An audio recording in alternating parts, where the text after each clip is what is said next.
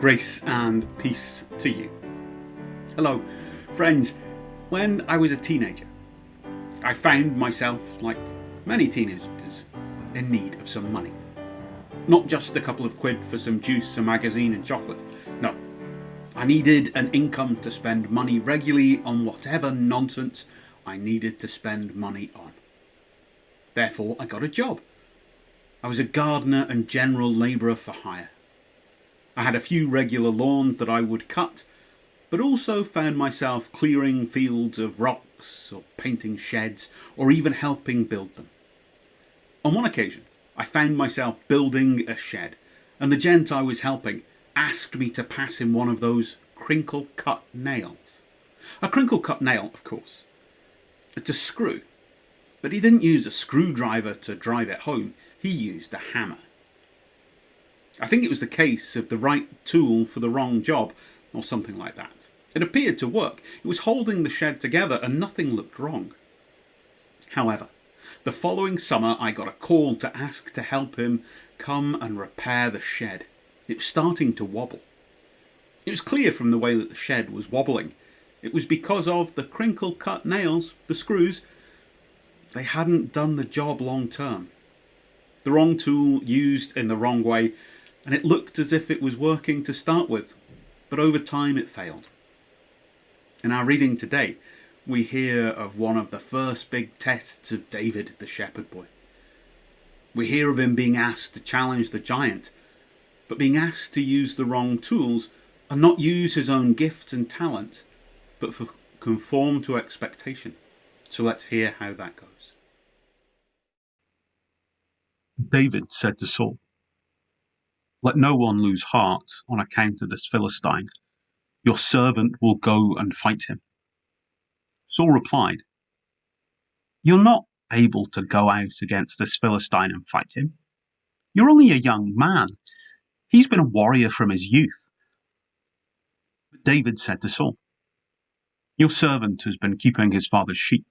When a lion or bear came and carried a sheep off from the flock, I went after it, struck it and rescued the sheep from its mouth. When it turned on me, I seized it by its hair and struck it and killed it. Your servant has killed both the lion and the bear. This uncircumcised Philistine will be like one of them, because he's defied the armies of the living God. The Lord who rescued me from the paw of the lion and the paw of the bear will rescue me from the hand of this Philistine." Saul said to David, "Go, and the Lord be with you." Then Saul dressed David in his own tunic. He put a coat of armor on him and a bronze helmet on his head.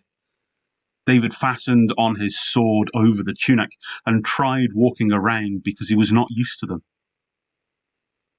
"I cannot go in these," he said to Saul, "because I'm not used to them." So he took them off. Then he took his staff in his hand, chose 5 smooth stones from the stream, put them in the pouch of his shepherd's bag, and with his sling in his hand approached the Philistine. Meanwhile, the Philistine, with his shield bearer in front of him, kept coming closer to David.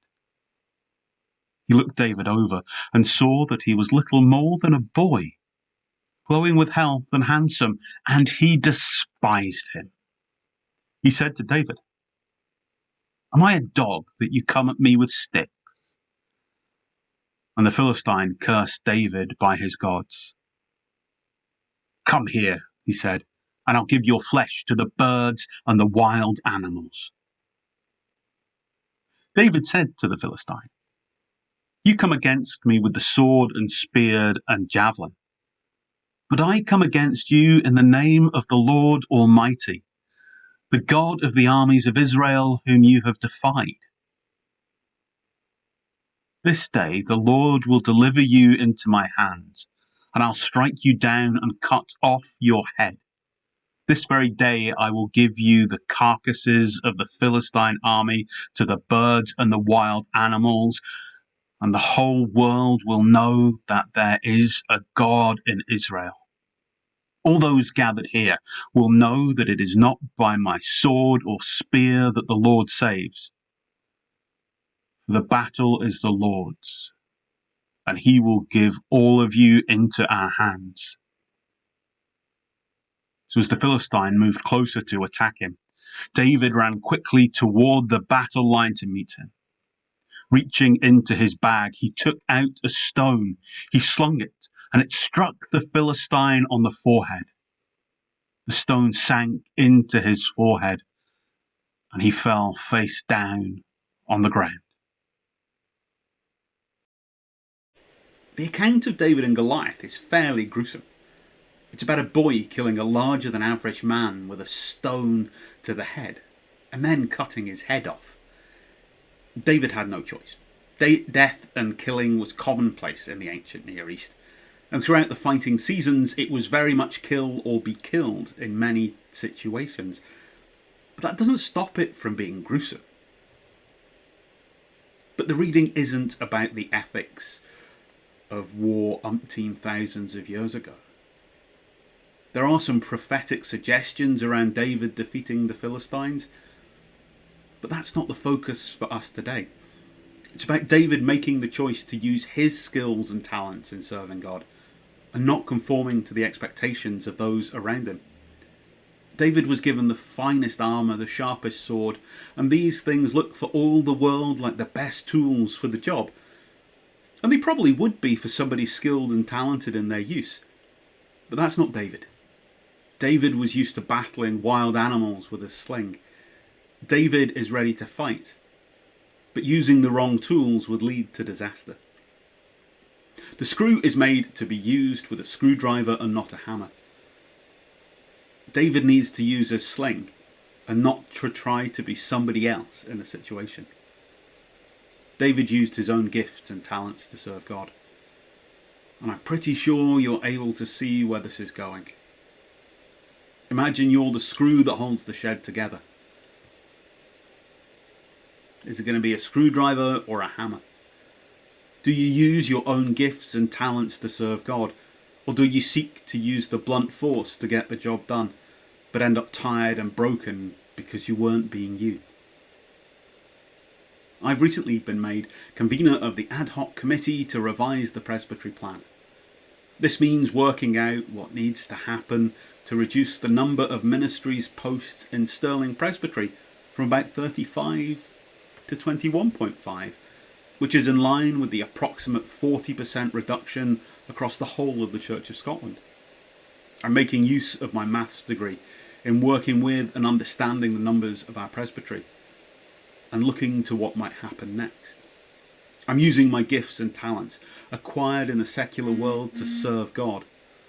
So rather than being weighed down by your own or somebody else's expectation of what you should be doing, what are your own skills and talents that you could use in serving God?